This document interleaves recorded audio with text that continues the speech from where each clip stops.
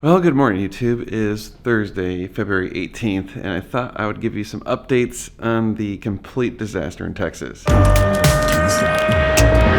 you recording all of the nefarious activities? So first of all, quick note, I figure I still should probably do my actual video things. The channel is supposed to be about the supercar ownership experience, but well, obviously we're talking about the current events because they're really uncommon. In fact, they said the last time Texas was this cold was 1899. This is the first time since I've lived here that we've had any sort of something like this. We've had ice storms and snowstorms, but they usually only last 24 hours, maybe 2 days. The timeline of events is last Friday, we first got an ice storm, and that ice storm knocked out power for a substantial part of the city. We had no power for about 14 hours. Our whole neighborhood was out, but they restored power sometime on Saturday. Then Sunday night was when it dropped down very, very cold, and we got 8 inches of snow. So Monday morning we wake up, we have 8 inches of snow, and it was so cold that the state started doing rolling blackouts. Mo is barking at something.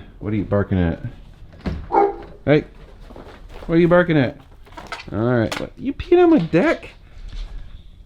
What? Why are you peeing on the deck? By the way, if you hear my phone dinging like crazy, it's because people are texting and trying to arrange stuff, and I'll explain why in a minute, because there's a bit of a concern for the next few hours. Sunday, snows real hard, get the snow.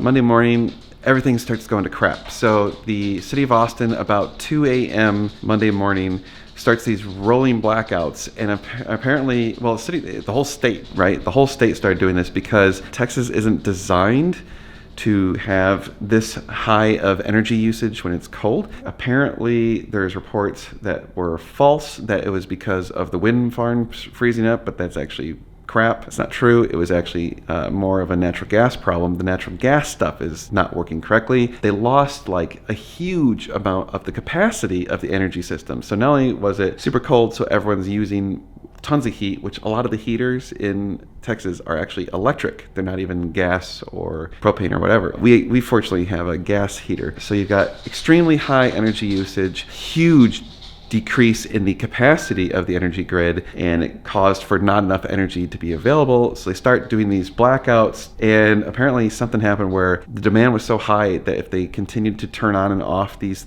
blackout zones, that it would have damaged the grid and caused bigger problems. So they stopped. So at that point, 42% of Austin was without power. 4 million people in Texas were without power.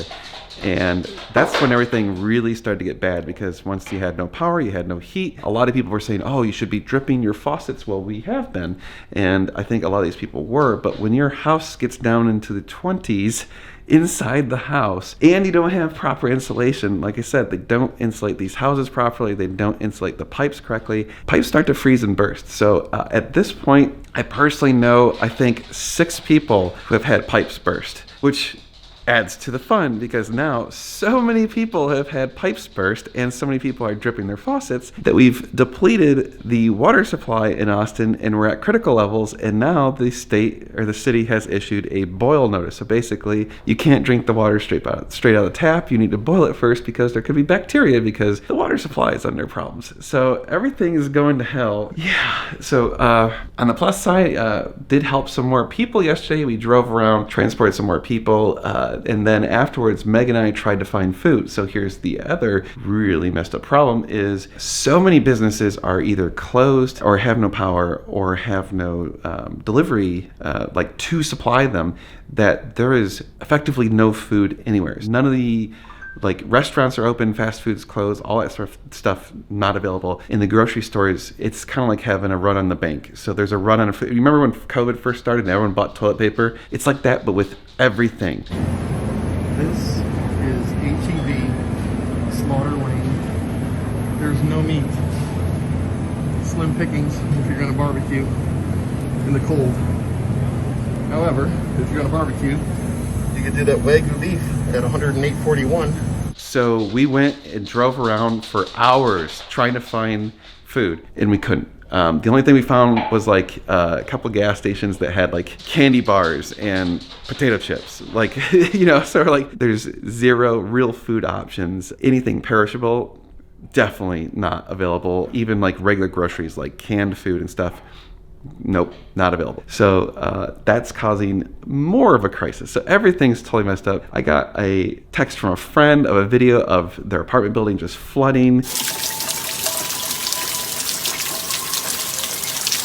My phone's blowing up because people are trying to figure out what to do because we have one more storm coming. Right now it is 27 degrees. So you can see, 27 degrees. And it's supposed to get colder. There is another big storm coming our way. So we're supposed to get more freezing rain and snow within about 2 hours. So people are trying to figure out if they need to do something or transport something, they need to do it now.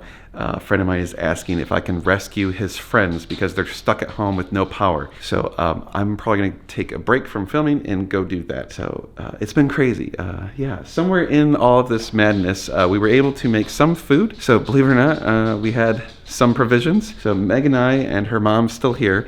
Her parents have been getting intermittent power. So the power's been going on and off, on and off. So her mom still stayed here last night because we didn't think they were gonna have power all night. I haven't talked to her dad, who's still at home. We're gonna find out if they have power. Oh yeah.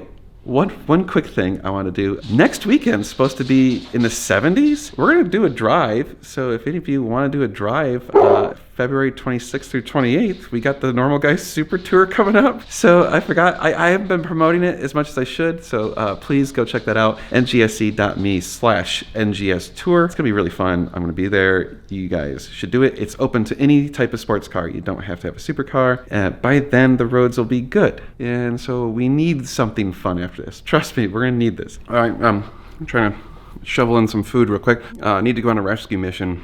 So a friend of mine called and they're trying to get a hold of some elderly friends of theirs, or I think it's some elderly parents of their friends who live kind of close to us, and they live in an area that's really, really hilly. And apparently they've been without power this whole time. Now they stopped responding on calls. So like, I don't know if their cell phones died or if their phones died or whatever. So they just really are concerned that they might be in trouble. So they're asking if I could just go check on them and probably grab them and transport them somewhere else. Let's hope the truck starts, and then let's try and rescue these people. All right, the day begins. All right, we'll try the remote start. Come on, baby.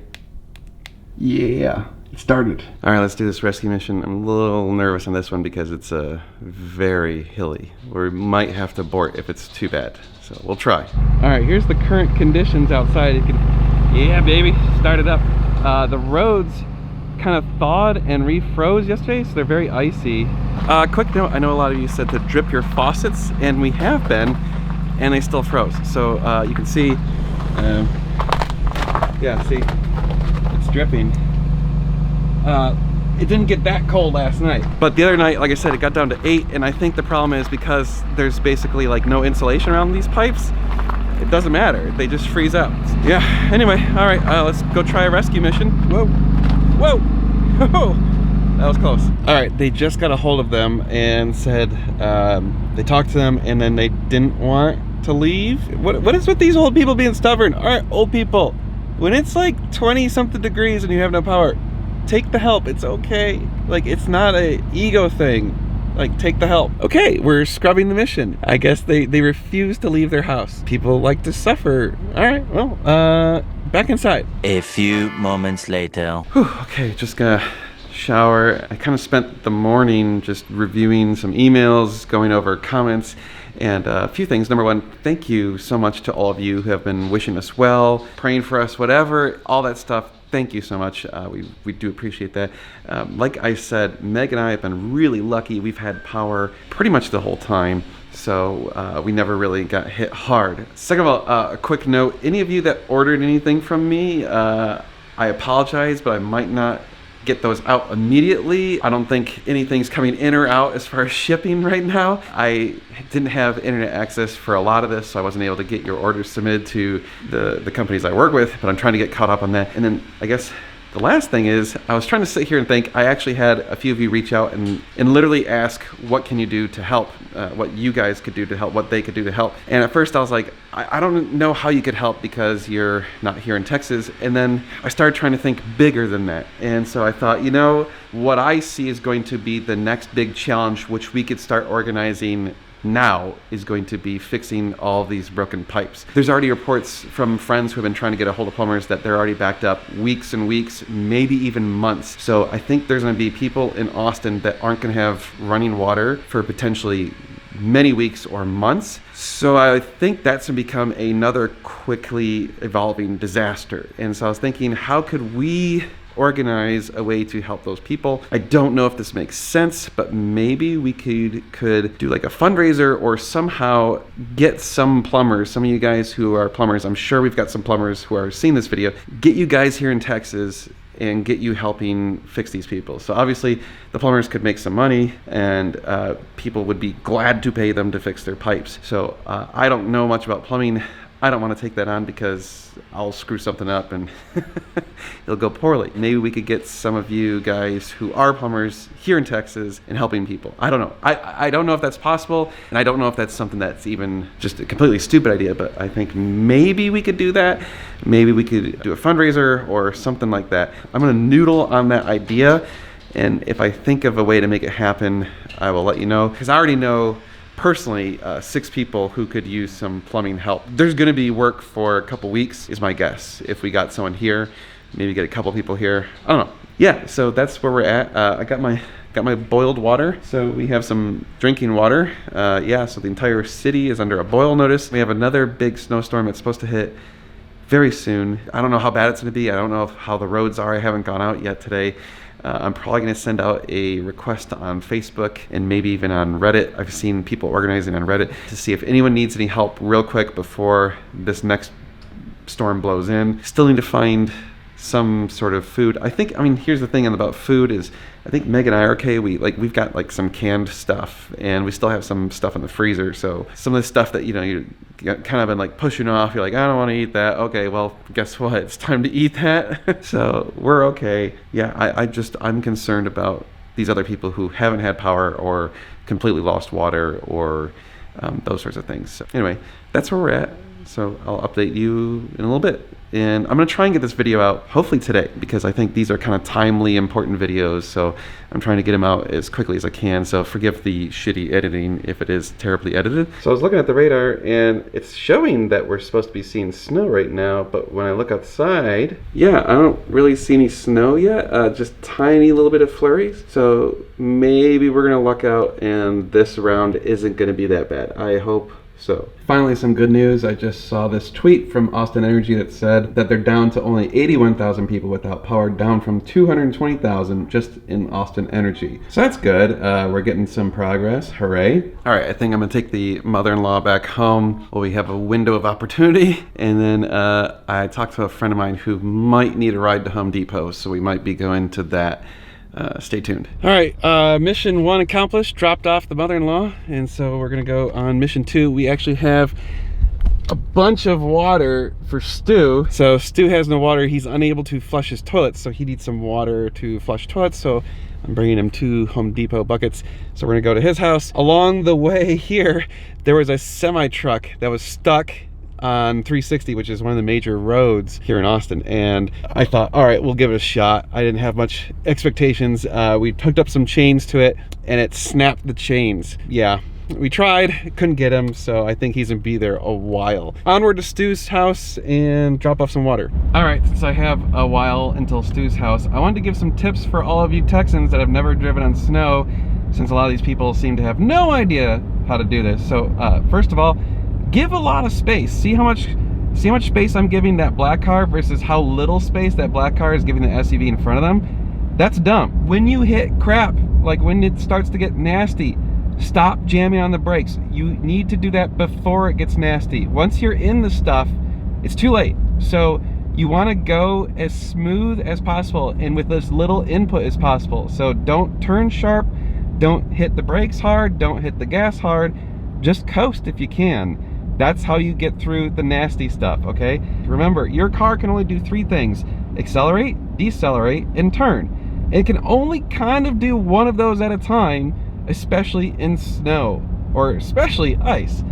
So don't try and accelerate and turn, or brake and turn. Just go straight and brake, then turn, or go straight and then accelerate. And I guess the last tip is, You gotta have patience, okay? I know, like right now these people are going probably 10 to 15 miles an hour slower than I wanna go, but I'm gonna just chill because look at the left lane. The left lane is ice.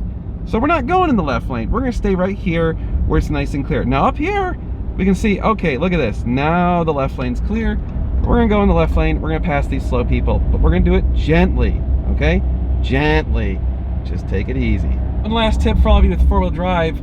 When it's dry, turn off the four-wheel drive. If you have it so you have a button. So see there's buttons right there? Yeah, when the buttons are on, when it's on four-wheel drive, don't do it when it's dry, okay? Like this is arguably a little bit too dry. So obviously err on the side of caution, but you will burn up your four-wheel drive system. I-35 south exit.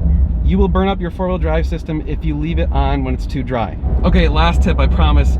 Every time you see an overpass or an underpass, expect that there's gonna be snow and ice and shit under it or on it. Up here you can see we've got a bridge coming up, and you watch, I bet you anything, there's gonna be some ice on the road below the bridge. All right, see, look at, yep, there you go. Ice on the left lane.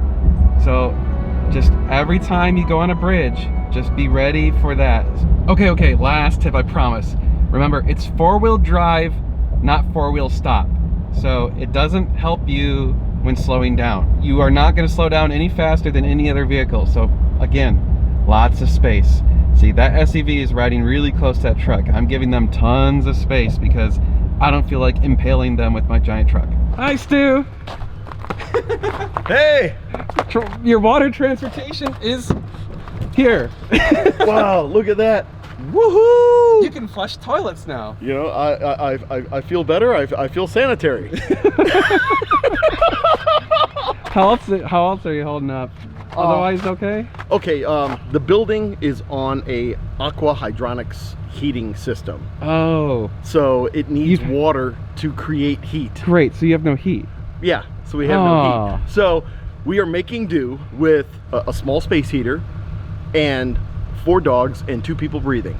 Oh my God, I'm sorry, dude. It warmed up 1 degree in the apartment. It was 67, it's now 68, so it's not bad. I was saying, that's not bad. It's not bad. But still. Yeah, still. Now, the one, now we were all huddled up together in the bed last night, and, you know, space heater heats up, of course, 1 room beautifully, yeah. You know? Yeah. So we were warm, and thank God we had power. If we didn't have power, it might be a different story. But at least we do have power.